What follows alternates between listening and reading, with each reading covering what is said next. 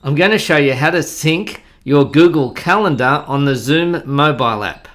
This is important so that when you set up Zoom meetings on your mobile, they actually sync to your Google Calendar.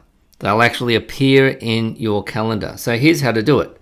First, we go into the Zoom mobile app. Make sure you've got the latest version. You can check that by hitting that About button down the bottom there. And then you go to Meetings up the top here.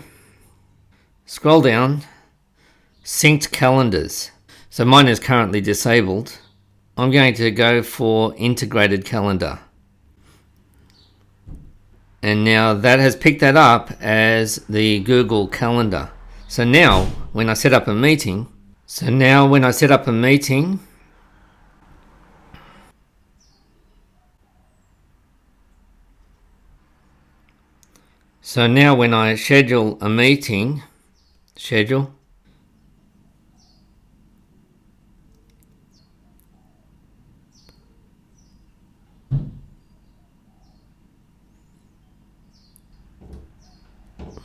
I get to see it here in my meetings in Zoom, and it also appears on my Google Calendar.